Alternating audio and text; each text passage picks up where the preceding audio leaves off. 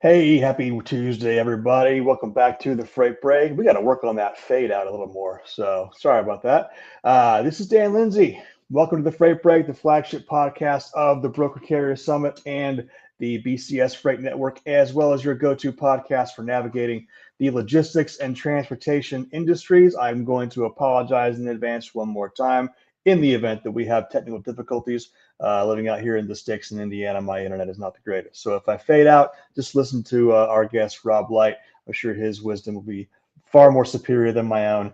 Anyway, all right. Well, we've got a great show for you today, barring any technical difficulties on my end. And I'm going to kick it off actually with a couple of announcements. Super exciting things happening in the BCS world. First of all, last week, we launched the BCS Freight Network. We are continuing to build the most trusted network in freight, and we are doing so through our new members-only portal. We are offering exclusive content, BCS podcasts. We're going to be putting out white papers and research and other resources in conjunction with our partners and sponsors. It also gives people an opportunity who have attended the summit to network throughout the year with their connections, interact with brokers, carriers, and vendors all through the members portal. I don't think that's ever been done before. I know brokers and carriers have places where they can interact, but I don't know that there's a portal out there that includes vendors. So that's super exciting. Additional resources will be launched throughout the year, so stay tuned on that. You can sign up for the BCS Freight Network by going to our website, www.bcsfreightnetwork.com. One of the resources that I'd like to roll out for everyone, specifically drivers and carriers, is the BCS Fuel Card. Like to introduce that, provided by our friends over at Multi-Service Fuel Card. Never roll alone. Take the BCS and our friends over at Multi-Service with you. Our card offers BCS members-only discounts at nearly 9,000 truck stops nationwide. There's a mobile app that's super easy to use.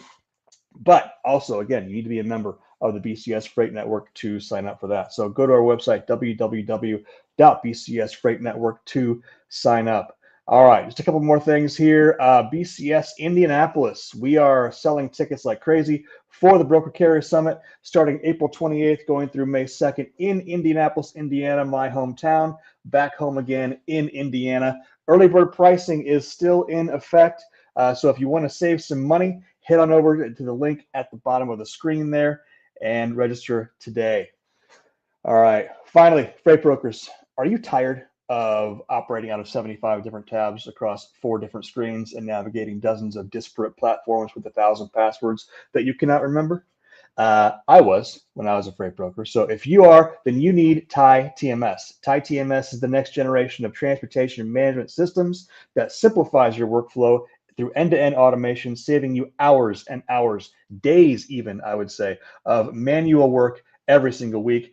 Everything from quoting to carrier selection to invoicing, TIE TMS can handle exponentially, boosting your and your team's efficiency. It also integrates seamlessly with the tools you already use, tools like load boards, carrier networks, vetting tools, and visibility platforms, consolidating everything into one place so you're not jumping between tabs, tools, or screens anymore. And the best part is it's designed with you, specifically the freight broker, in mind.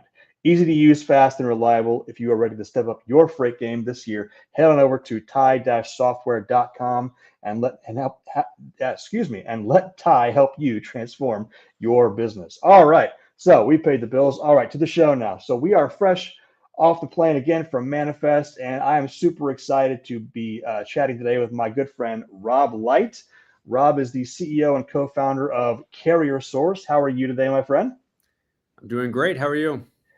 Doing well, doing well. Last week was exhausting. I always get, disillusioned coming back from conferences and from events. The events themselves are exhausting, but oftentimes the week afterward with the follow up is even more exhausting sometimes.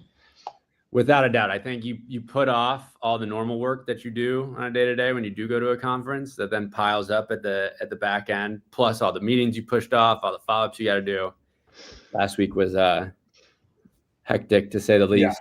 Yeah. Well, and were you able to avoid? I'm now calling the manifest flu that everybody came home with. No, I was not immune to that. Oh man. Yeah, no, I got sick the weekend after. Which was not fun. Yeah, I talked to probably, 30 people who said either at the event or afterwards they were down for the count, and it makes sense. There's 7,000 people there in one concentrated place, so it does not surprise me at all. Yeah, shaking a lot of hands. There was plenty of germs going around there for sure. Yeah, absolutely. So, question for you? I always like asking this question. What did you take away? You sit in a different seat than I do. I went as an event manager for the first time, and not as a freight broker. So you're on the tech side. What did you take away from Manifest that you found most valuable? Yeah, I was really impressed by the attendee list in terms of how many brokers and carriers there really were there. It was my first time attending Manifest. We had team members go last year, but I wasn't able to attend. And I was a little worried this year that it was going to be tech vendors talking to other tech vendors. But I was really impressed with their effort to get brokers and carriers out there.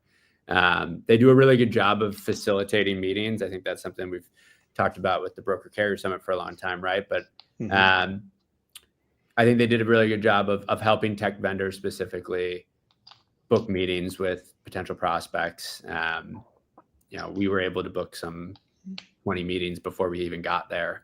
And so I think that was my biggest takeaway is that they did a really good sound job of that. I heard that there were shippers there from some of the brokers. That is the rumor. I didn't see them. I'm sure they really were there. They were hiding in their rooms the entire time with their badges turned around. Yeah, but no, I mean it's such a massive event, right? It's pretty drastic in terms of the different areas of supply chain that it hits. So it was really cool to attend, and I'm grateful to be there. Yeah, one of the things that I noticed this year, more than any other year that I've been, is the number of carriers who were there. I saw a ton of familiar faces on the carrier side, it's interesting because carriers are even more so than brokers. They're kind of tech averse. So to see 10 or 15 of our closest carrier friends at the BCS at Manifest was really refreshing, and they had really good conversations from what they told me. Yeah, and I think that's exciting to see that shift taking place a little bit, right? Especially kind of those mid-size carriers, maybe 20 to 100 trucks coming out there. I do like to think that some of that is the Broker Carrier Summit kind of pushing folks on the road show a little bit. I think we can take some credit for that. Yeah. Yeah, there was definitely some familiar faces there from that standpoint. But I was really pleasantly surprised, and of course there was some. Plenty of representation from the really big players, especially on the asset side. But it was nice to see that mid-sized carrier in attendance. Yeah, and I don't know if we can actually use this as a leading indicator or as a metric to follow, but the fact that carriers are going to a tech conference, I think betrays a little bit more confidence than people want to admit in where the market is heading. Because if they weren't thinking the market was going to turn around, that would not be the place that they would be going. Yeah, I agree, and I think there's this sentiment that it will pick up slowly, and that now is the time to invest in technology a little bit more, right? I think folks have been hesitant to do that over the last couple of years, just with the state of the market, but there's been a pretty big push, especially around thought leadership, right? Of now's the time to invest in your processes, invest in your technology, and make sure that you're ready for when the market does come back. So I'm hopeful that that's that's the reason behind it, right? Is that people do think, 6, 12 months out, we're looking at a very different market here, and they want to get ready and prepared. Yeah. I was also a little curious as to whether the constant barrage of AI in your news feed, in your social feeds, right, or whatever else, where Oh they're my like, all right, God. I want to go see what that's all about. I'm so tired of talking about AI right now. You have no idea.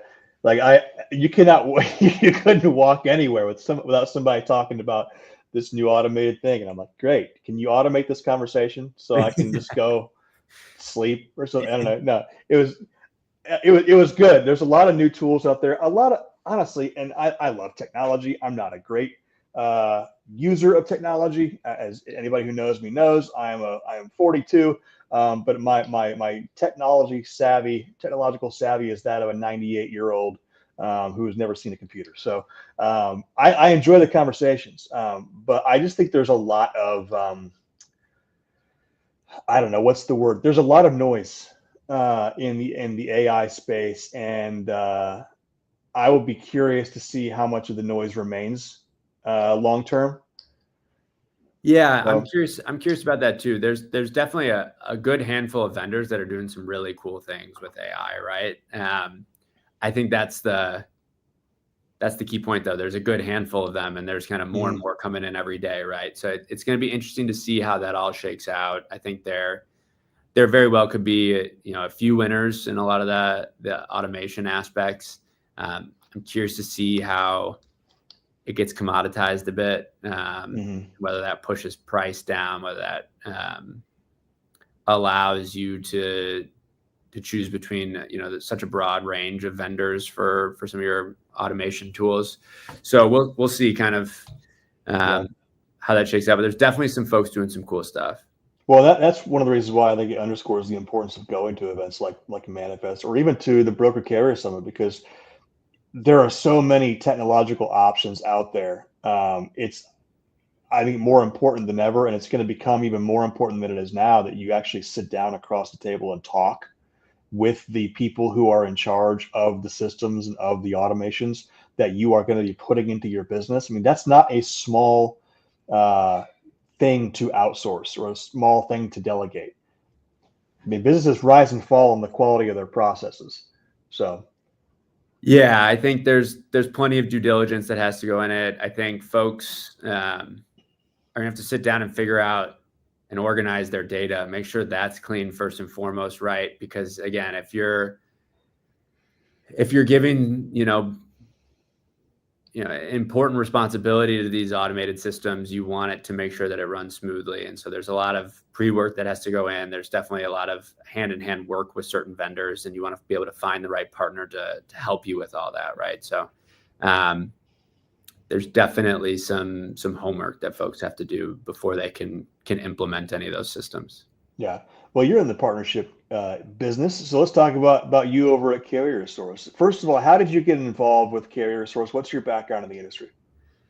Yeah, so my background's really not in logistics. It's really in the technology space. I was an early employee at a company called G2.com. It's the largest software review website. And working there for 5 years, I kind of got indoctrinated by reviews a little bit, right? And I specifically watched small software vendors compete with some of the largest brands in the world, or using and leveraging the voice of their customers through their reviews, right? And watch them grow from small vendors to big vendors over the course of those 5 years. And around the time of one of our later funding rounds at G2, I had a buddy come to me who'd been a broker here in Chicago for 10 plus years. And I said, G2's raising a lot of money. What do you do? And I explained that we collect reviews of software so buyers have a better understanding of what they're purchasing. And he was like, man, if I had reviews of carriers, my life would be a lot easier. And stuck with me for a long time.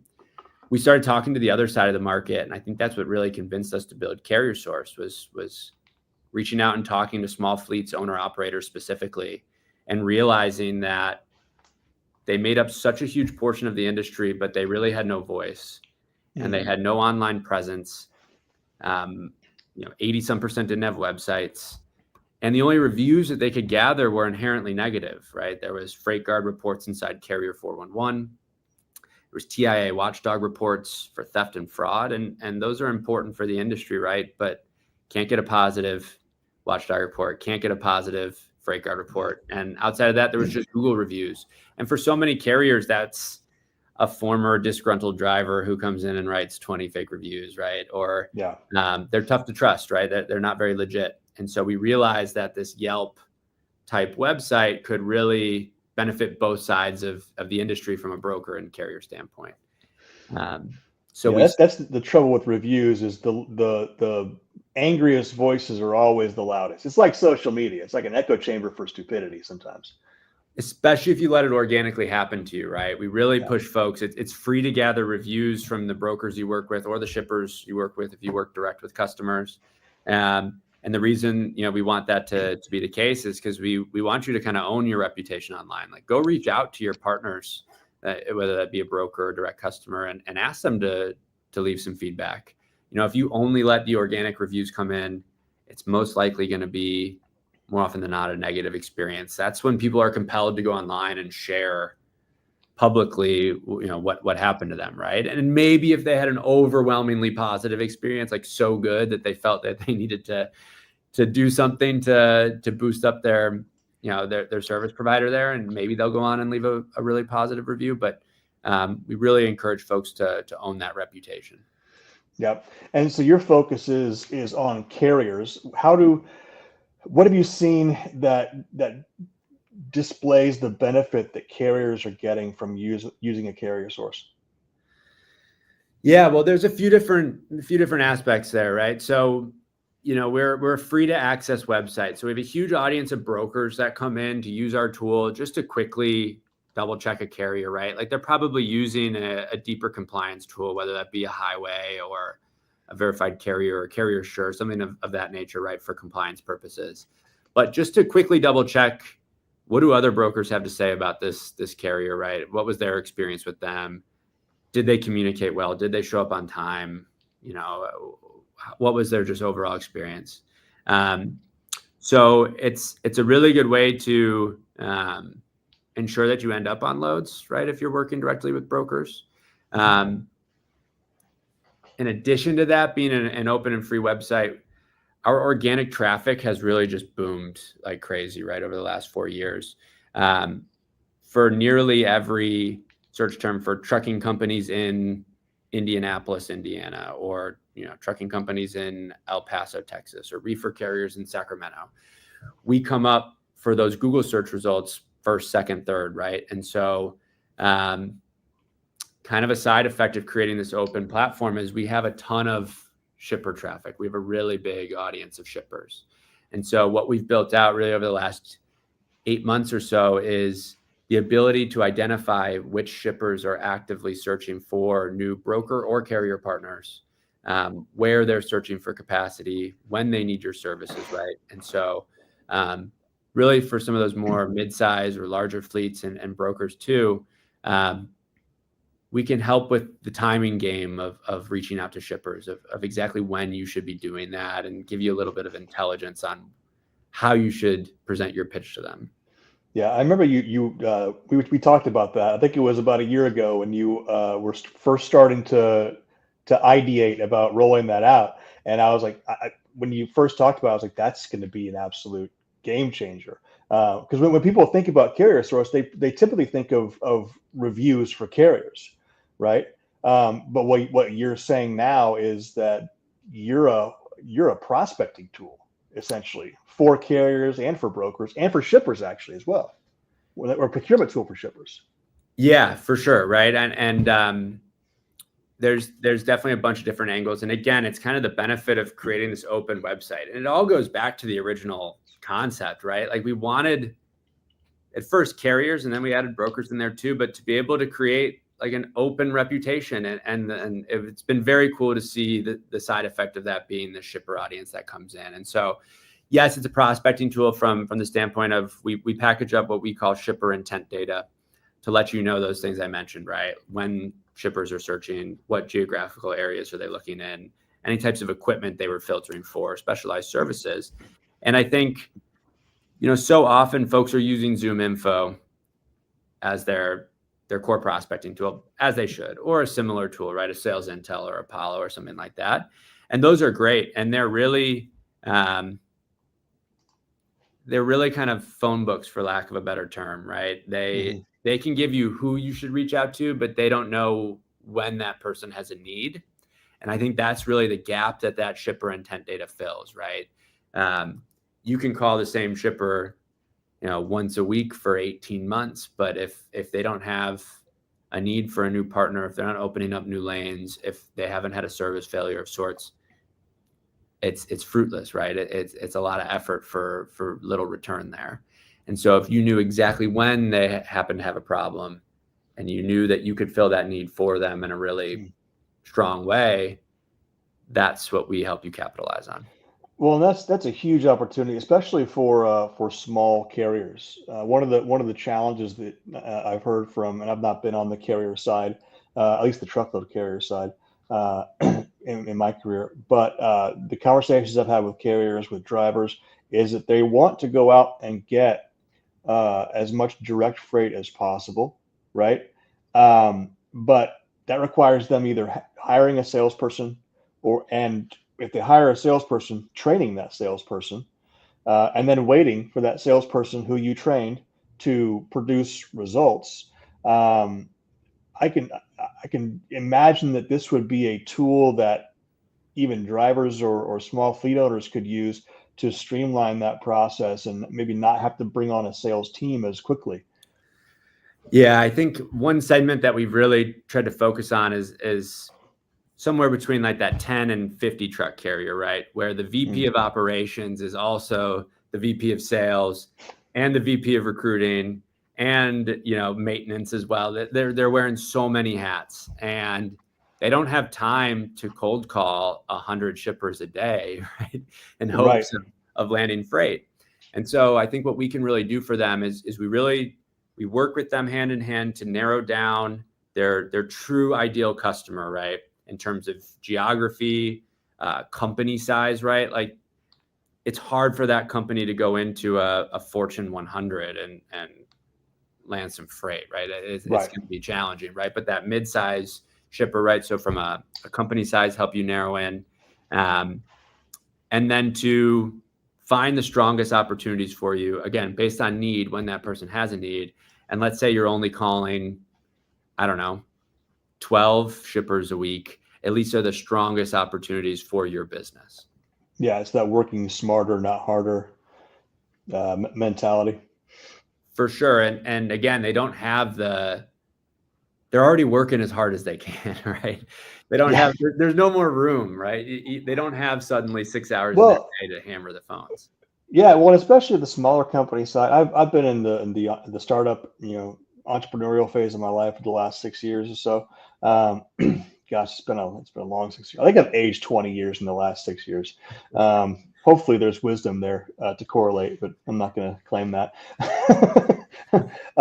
But being in the small business and startup world, you wear 7 or 8 different hats depending on the moment, depending on the day, depending on the situation. And it's hard to build in new skill sets, especially if you're oriented toward being an operator. Like so many people in the carrier world, like they're operators, man.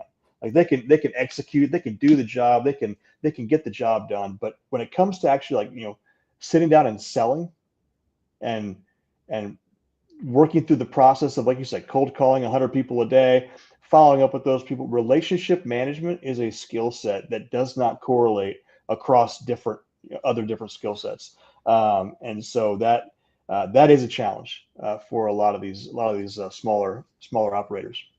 And prospecting is hard, right? Like it's pure sheer force of effort, right? And again, if you don't have that time in your day to prospect in that way, to do account research, to find the right person, to call 100 of them, right? It's going to be really challenging, and to remember to follow up consistently. And even if you're using all the tools in the world, CRMs, Zoom infos, it's still really hard and time consuming. And so it's definitely not my strong suit. So even if you get the call, even if you get the meeting, right? You get the meeting, you're on the phone. maybe this is just my perspective from where I sit, because I see kind of the whole, swath of the freight landscape. Um, the amount of data and knowledge and nuanced industry trends that the average person is going to need to have at their disposal while they are on that call, whether it's tech platforms or rate trends or economic macro trends or this specific article that addresses this specific produce customer or whatever it is. There's so much data now that you kind of have to be an expert in the field to even have those conversations intelligently anymore. Yeah, and I think Which I think is a good thing, right? For sure. And going back to that segment, like it is so interesting, right? Because I go back to that VP of Ops. If you do get them on a call, right? If they can land that meeting, oftentimes they really are experts, right? Especially at their own business, the services that they can provide, the lanes that they run, they know them in and out. And they can tell a good story as well. You know what I mean? They're probably, I feel so often it's a family run business. It's, they're lifers in the space. They know what they're doing, right? And they can share that story really well. It's hard for them to get that meeting. But then, yeah, you're right. There's so much other noise that's happening around them that they've got to be adept to and really, well versed in so that they can close that deal. Yeah. So amidst all the noise, one of the things that I think you guys do really well over there, from what I've seen and from what we've talked about, is you kind of you use reviews seemingly as a way to facilitate ongoing developing relationships between brokers and carriers. How have you seen that develop over the last few years? Yeah, it's really cool to see. I think it starts with the broker side for us more than anything, right? I think especially early on, we were really involved with every single broker who signed up, right? We'd reach out to them, we'd try to get them on a call, and we tried to explain to them why we built this site. And it was to help you find good carriers to work with versus being a platform to find carriers not to work with. And I think that's a really big kind of shift. It's an important nuance, right? For sure. I mean, folks are using Carrier 411 to find folks not to work with versus finding people to work with, right? And so I think that shift as a whole has taken a bit, and I don't know that it's fully resonated throughout the industry, but I do think we have a really strong core group of a few thousand brokers who kind of take on that mindset and will use our tool for that. And I think carriers were really hungry for an outlet to prove that they provide a strong level of service and to prove that one experience doesn't dictate who they are as a business, right? Yeah.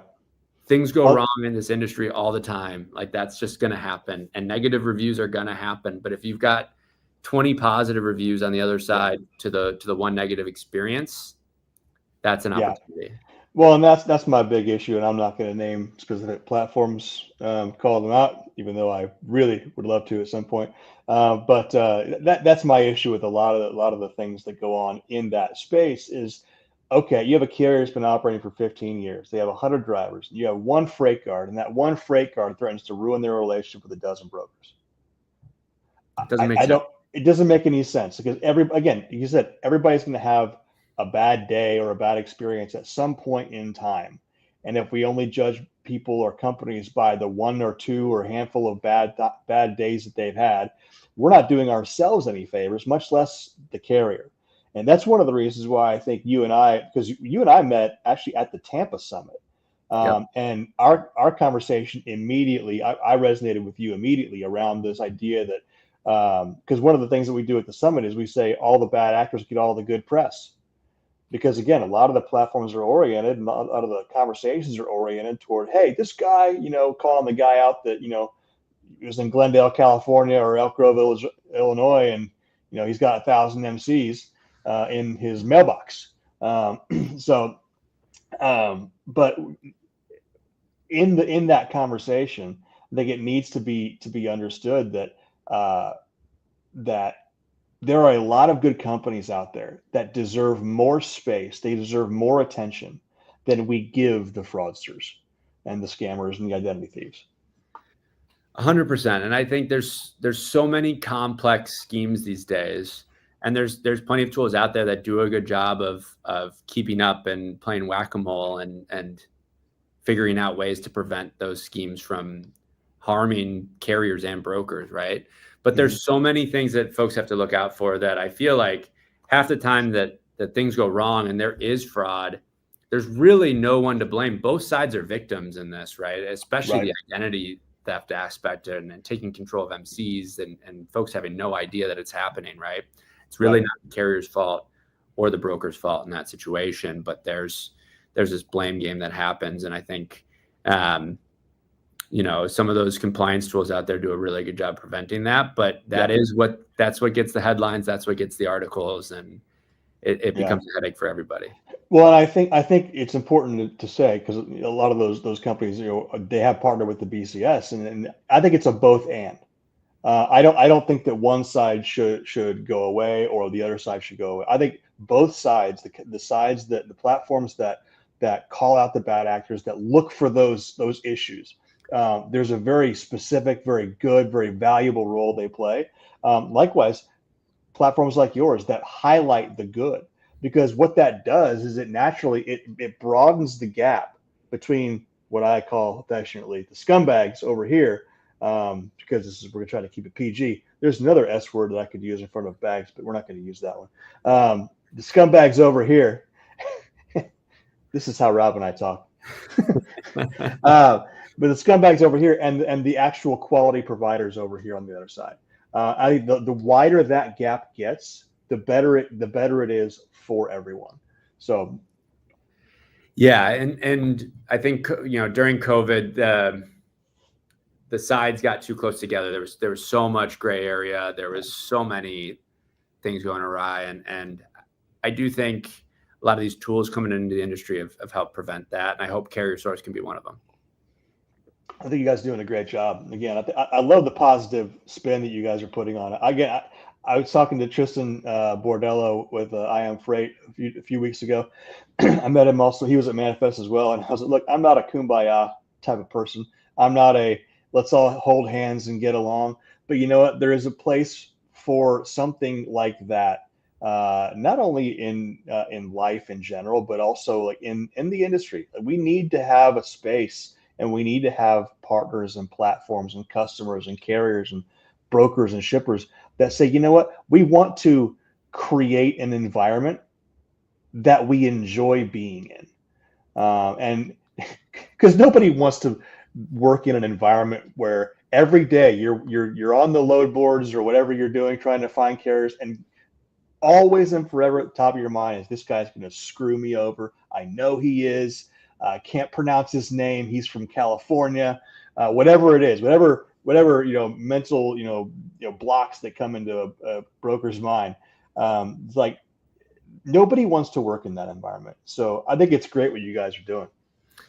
Yeah, and I honestly think the Broker Carrier Summit does a really good job of that as well. When we first saw the Tampa event that you held, we started looking through it and we were like, this is exactly the event that we wanted to host one day, right? Early on in the company, you start talking about what's going to happen 5 years down the road, 10 years down the road. And we're like, we could host events where we bring brokers and carriers together to try to build this positivity. And then we saw your event and we were like, well, here it is. It's already here, right? And so I do think the Broker Carrier Summit does a really good job of that. And it's a similar mindset, right? In terms of if a carrier has, 10 reviews on CarrierSource from 10 different brokers, right? That's a pretty good sign that they provide a pretty good level of service, that they're legit, that 10 brokers have worked with them and then publicly posted about it, right? Mm-hmm. Same thing goes for carriers and brokers who attend the BCS, right? If they're there, if they're taking time out of their day to go there, especially on the carrier side, if they're not on the road, they're not making money, right? They're making that. They're losing. Yeah. They're losing money, right? They're making that sacrifice to go. That means that they're a legit, strong partner, right? And so I think it's definitely a similar mindset on both ends. Yeah, absolutely. Well, that's why it's so enjoyable to work with you guys, and I appreciate you guys partnering with us in the last year or so since we've met, and I'm looking forward to doing so more so in the future. Yeah, me So too. Yeah, I'm looking forward to Indy. yeah, and he's going to be great. We're going to have so for the first time, I'm gonna say this today. I'm not sure if I'm supposed to say it or not, but screw it, whatever. It's kind of what I do. The For the first time ever, so in Fort Worth, we brought the FMCSA to an event with brokers and carriers, which they had not done so at that scale before. So that was new. That was groundbreaking. Uh, what we're doing in Indy, we've just secured actually the Indiana State Police is going to be doing a mock roadside inspection for carriers and drivers and game changing brokers. Hey, this is a message to all the freight brokers who are coming to join us in Indy. I know that you've never seen an inspection done. This is an opportunity for you to do that. This is an opportunity for you to come and see what drivers go through when they say, hey, I'm pulled over by DOT. You get an opportunity to actually sit there in the parking lot of the space that we're going to use for that and see all of the things that go into a DOT inspection. So that's going to be really cool. And again, it goes back to like I was looking at LinkedIn earlier today, and I stopped because LinkedIn is becoming more and more like Facebook every day, and it's annoying. I was watching a conversation between a broker and a carrier, and it was just going like just the way social media goes, right? People started screaming at the sky and disparaging each other. I'm like, you know what? This is exactly the reason why the BCS was started, is because uh, you can scream at the sky, you can insult people online, you can disparage them in their job. But at the end of the day, most people who do that don't really know what they're talking about and don't have the humility to admit that they don't know what they're talking about. And I'm talking about brokers, I'm talking about drivers, I'm talking about carriers, I'm talking about everybody. Getting involved with conversations and arguments on social media is a fruitless endeavor. Speaking from somebody who was one of the original adopters of that back in the day. But yeah, I mean, it just shows a lack of empathy in my mind, or a lack of understanding on who's on the other side, right? Kind of like you said, they just don't really know what they're talking about. I think the idea of bringing the state police in to show that is a really good effort in the opposite direction, right? Of helping people better understand and be a little bit more empathetic to the other side and what they're handling at any given moment. And again, I don't mean this in any sort of negative way towards the brokerage side, but the carriers who do take the time to go out there and like you said, they're losing money at this point. They're there to help educate the other side, right? They're there to help build broker partners that they want to work with. They're there to try to help those folks be empathetic and better understand. And so I think there's a lot of credit that goes to those folks who are out there to do that. And yeah, I think similarly too, right? Carriers don't always know what's going on the broker side too. And I think that there's a lot of misconceptions with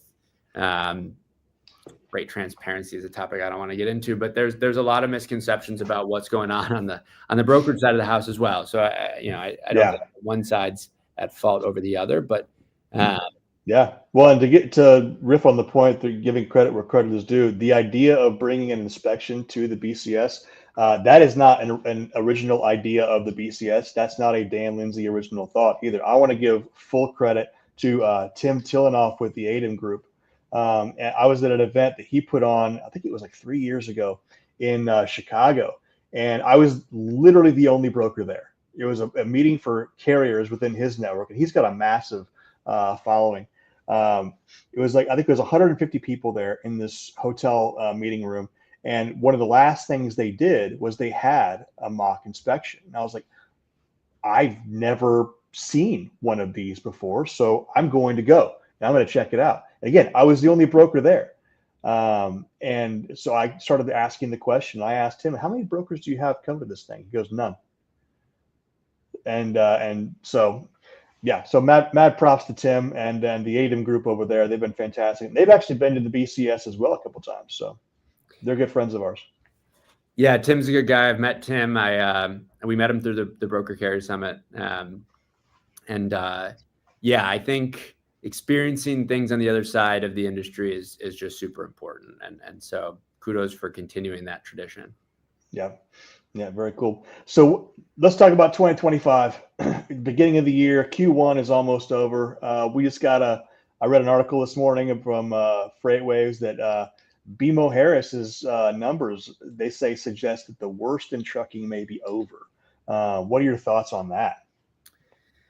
Yeah, so it's interesting. I mean, we talk to carriers and brokers all day, every day, right? And I think the biggest thing we've noticed is a shift in sentiment. I don't know that bottom lines are really changing or changing very quickly, right? But kind of like we talked about at the beginning, and the reason that there were a lot of folks at Manifest, like I think that there's this sentiment shift.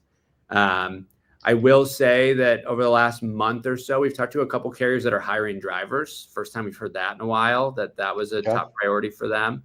And there's been some uptick there, I think, too. I talked to a lot of carriers at Manifest they just put in new massive orders for equipment. So 100, 200, 500 truck orders for 2025. Yeah, so they're getting ready there for sure. And I think folks were really relieved by feeling seasonality was, again, what our customers have told us. It was just nice to feel a little uptick during the holidays or see some of those pops come back that, we haven't seen for, since COVID, really 5 years almost going on, right? Where those industry norms, those cycle norms, weren't there. And so having that come back, I think, has folks excited. Yeah, I was making a joke with, I forget who it was. Who has the make freight great again? Who's trying to do the make freight great again? I was talking to somebody who was wearing a hat that said make freight great again. I said, I don't want freight to be great again. I just want it to be predictable again. So can we do that first? Can we just make it predictable again? Yeah, make freight normal again, right? Yeah. And I mean, that goes to it, right? Like having that seasonality, knowing what you can expect, knowing what you can forecast for, and sure, have some slight uptick in rates that you can forecast for, or even a downtrend in rates, right? But just be able to know what you need to do with your business going forward. I think is so important. Yeah, because that business intelligence is key to making sound decisions. Like your decisions as a business owner are only good as the data that you use to make those decisions. And that could be super nerve-wracking. Yeah. I say that having started a couple companies in the last few years, and I'm sure you can attest to it as well. Like data is everything. Yeah, and uncertainty is the scariest part, right? So if you have data and you know what's coming, like you said, like it's makes everybody feel a little more solid in their approach and what they're doing. Absolutely. So I've been neglectful of the comments. So Jamal asked a question, Rob, how do you get brokers to give their feedback on carriers? Do you push notifications or do you just depend on their free will to give feedback? Yeah, so there's a couple of different things there. So we do have an outreach function where we're reaching out to brokers all the time to ask them to write reviews, right? We have a couple of different campaigns that we can run. We also work closely with our customers. So if somebody's a premium customer on CarrierSource utilizing our brand marketing features, we'll run review campaigns for you. Give us a list of brokers that you've worked with. We'll reach out to them on your behalf. We do have a good chunk of folks who come in organically and will leave reviews, and honestly been pretty pleasantly surprised by what percentage of those are positive, given that they are organic reviews. And then we provide every carrier in their dashboard, it's free to claim your profile on CarrierSource and access your dashboard.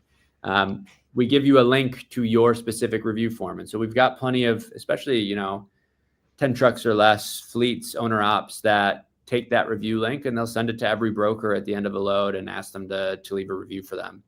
And so a lot of folks are driving reviews their own way. Again, that's totally free to do. What about somebody like me? Like somebody who runs the BCS or is involved in not really moving freight anymore, it's kind of been a double-edged, a gift, I guess you could say. I sleep better at night, but also I always also have that itch where I feel like I'm not doing enough all the time. But is somebody who is in the industry who is not a broker or a carrier, are they able to leave reviews? Because one of the things that we found helpful when we were running the freight brokers, running linkage logistics, is that we would go to factoring companies and ask them about their carriers. One, that helped vet the factoring company to see how well they knew their carriers. And two, it forced them to actually engage with the carrier in a way that we wanted them to, so that they could actually get the information that we needed without having to go to the carrier directly.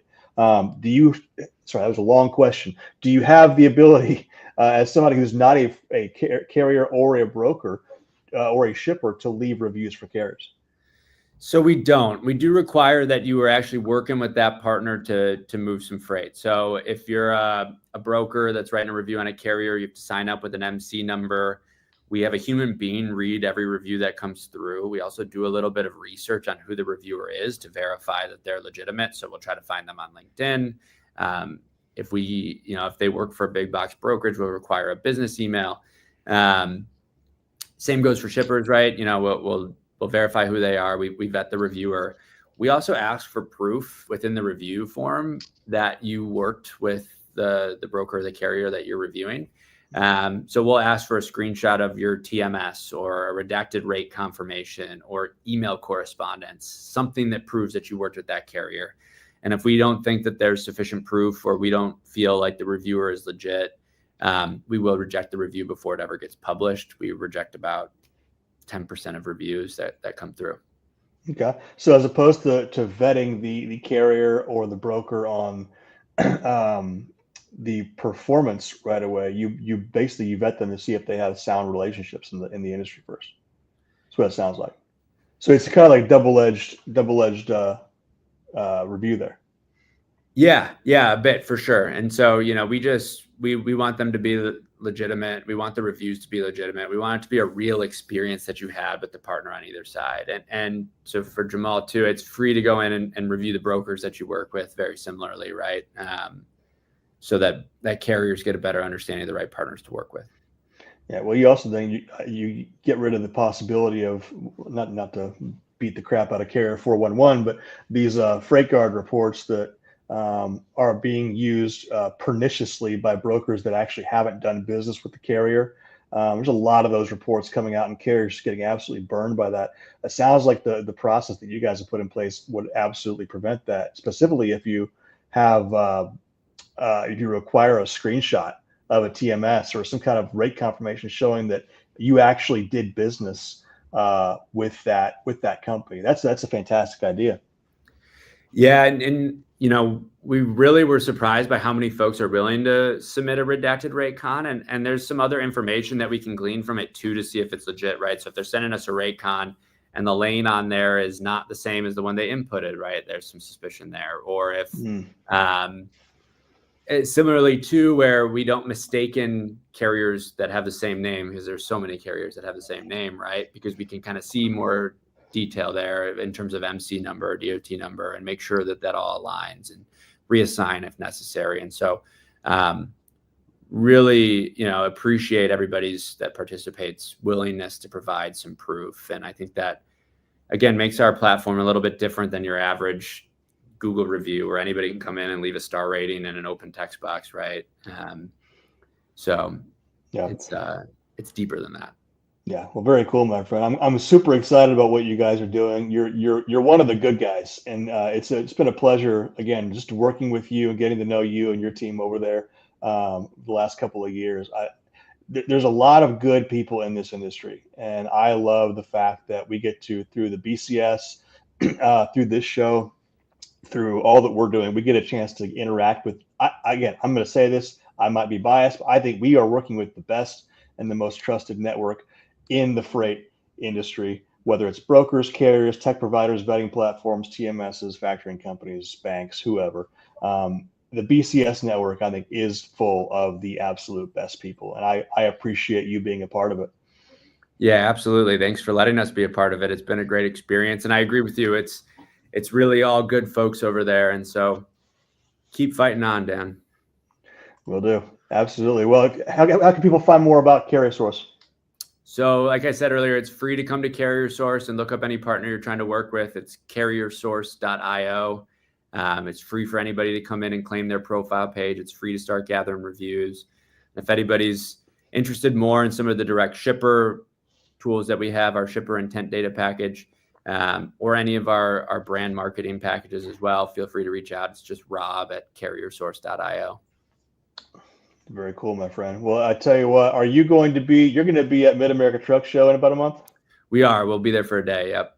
Okay. Well, I'm going to invite you. I'm sure you already know about this. The BCS is having our second stop on the big road tour in partnership with Freight Movement at the Mid-America Truck Show on the 28th. So we'll be announcing more details on that. In fact, I think the Freight Movement team announced that earlier on today. So we're going to be at Mid-America Truck Show. We're going to be at TIA as well. So look forward to seeing you guys a couple more times before Indianapolis.